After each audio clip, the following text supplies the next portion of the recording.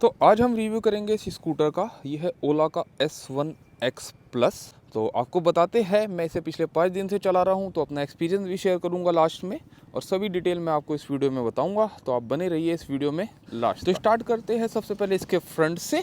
तो ये इसका विंडशील्ड ग्लास हो गया, ये है इसमें 2 लाइटें, साथ में ये ओला का स्टिकर, और ये है इसमें टायर जिसका साइज़ है 90 बाई 90 12 mm, और साथ में सामने ये है मोनोस्कोपिक सस्पेंशन। ये है इसके इंडिकेटर। मैं दिखाता हूँ आपको साइड प्रोफाइल, और सबसे पहले मैं दिखाता हूँ कि देखिए कितना कोहरा है। इस कोहरे में मैं आ गया हूँ वीडियो बनाने के लिए, तो इसे आप वीडियो को लाइक शेयर जरूर करिएगा। और ये खड़ा है अपने साइड स्टैंड पे, ये इसका साइड स्टैंड है, ये इसका फुट रेस्ट।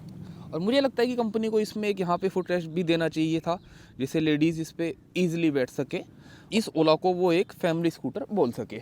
और ये यहाँ पे एक छोटा सा ग्लव बॉक्स जिसे हम बोल सकते हैं, इसमें से छोटी सी हम स्टोरेज रख सकते हैं। अब हम चलते हैं इसके बैक प्रोफाइल में।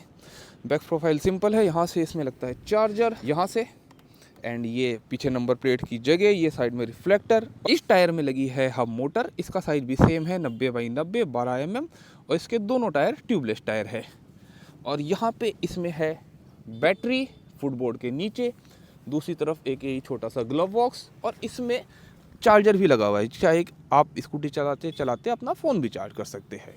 बात करते हैं इसकी सीट की। सीट इसकी बहुत ज़्यादा वाइड है, कंफर्टेबल है, और ये इसका जो हैंडल है, सपोर्ट है, ये भी बहुत ज़्यादा कंफर्टेबल है। अब मैं आपको दिखाता हूँ बूट इसका बहुत बड़ा है, 37 लीटर का बूट है, और कंपनी क्लेम भी करती है कि आप इसमें 2 हेलमेट रख सकते हैं। अब मैं आपको बता दूं, इसमें 3 मॉडल आते हैं। एक आता है S1X जिसमें होती है 2 किलोवाट की मोटर, फिर होता है X1X 3 किलोवाट की मोटर के साथ, और ये है X1X प्लस जिसमें 3 किलोवाट की मोटर है, और साथ में इसकी जो पावर है वो पावर थोड़ी सी ज़्यादा दी गई है।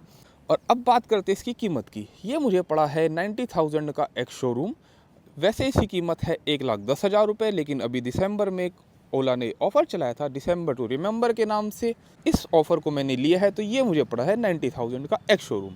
अब बात करते हैं इसके स्पीडोमीटर की। सबसे पहले मैं इसे ऑन करता हूँ, उसके बाद मैं आपको इसका स्पीडोमीटर दिखाऊंगा। इससे पहले मैं चलता हूँ बटन पे। तो ये जो बटन है, जब आप इसे लॉन्ग प्रेस करते हैं तो आप इसे बूट ओपन कर सकते हैं, और अगर आप इसे दबाएंगे तो ये रिवर्स गियर है। ये लाइट के लिए बटन है, ये दोनों इंडिकेटर के लिए है, और ये है इसका हॉर्न का बटन। अब बात करते हैं इस साइड के कंट्रोल्स की। तो ये है स्कूटर को ऑन करने के लिए, बाकी ये सब बटन है आपके स्कूटर को अनलॉक करने के लिए। क्योंकि इसमें टच स्क्रीन नहीं आती है, तो या तो आपको इसे अनलॉक करने के लिए फ़ोन का यूज़ करना पड़ेगा, या आप इन बटन को ऑपरेट करके इसे अनलॉक कर सकते हैं। अब मैं आपको दिखाता हूँ इसका स्पीडोमीटर, जो कि पूरा डिजिटल है, बस इसमें टच स्क्रीन नहीं है। और अगर आपको टच स्क्रीन चाहिए तो आप इससे एक ऊपर वाला मॉडल ले सकते हैं, जो कि है S1 एयर। उन दोनों सेम पावर, सेम मोटर, सब बस मेन जो फर्क आ जाता है वो टच स्क्रीन का आ जाता है। तो फिलहाल ये पार्क्ड मोड में है। अब मैं बात करता हूँ इसके मोड की। इसमें 3 मोड होते हैं, फिलहाल ये पार्क्ड है।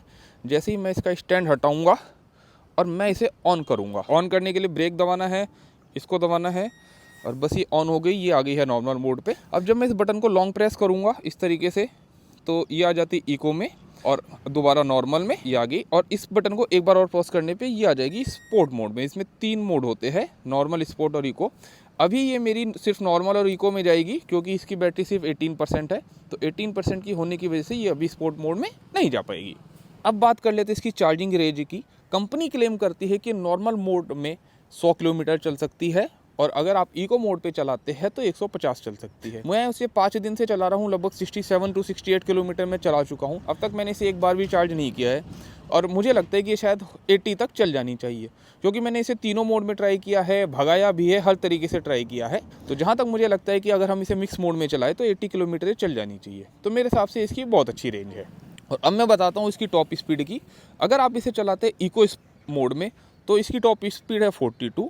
अगर आप इसे चलाते हैं नॉर्मल मोड में तो इसकी टॉप स्पीड है 70, और अगर आप इसे चलाते हैं स्पोर्ट मोड में तो इसकी टॉप स्पीड जाती है 90 किलोमीटर पर आवर तक, और उस समय इसकी मोटर अपने पीक पे होती है। अगर मैं पिकअप की बात कर रहा हूँ, बहुत ज़्यादा हाई पिकअप है। आपको पता है कि 0 से 40 सिर्फ जाती है 4 सेकंड में। तो अगर मैं स्पीड वाइज बात करूँ, परफॉर्मेंस बात करूँ, तो ये स्कूटर बहुत बढ़िया है। तो अगर मैं बात करूँ फाइनल कंक्लूजन की, तो इस प्राइस में ये स्कूटर बहुत अच्छा है। अगर आपका बजट थोड़ा सा अच्छा है तो आप टच स्क्रीन वाले पे भी जा सकते हैं। और ओला की अगर परफॉर्मेंस की बात बताऊं तो परफॉर्मेंस वाइज भी बहुत अच्छा है, बहुत स्मूथ चलता है। मैंने इसे हर तरीके से चलाया भगाया भी है, नॉर्मल भी चला है, चलाने में बहुत मजा आ रहा है। तो अगर आप चाहते हैं ओला को लेना और इस ऑफर का फायदा उठाना तो अभी दिसंबर खत्म होने में 2 दिन बचे हुए हैं, आप जाके इसे 1 लाख रुपए में परचेज कर सकते हैं। बाकी आपको ये वीडियो अच्छा लगा है तो इसे लाइक शेयर जरूर कीजिएगा, चैनल को सब्सक्राइब भी करिएगा इसी तरीके की ईवी से रिलेटेड वीडियोस को देखने के लिए।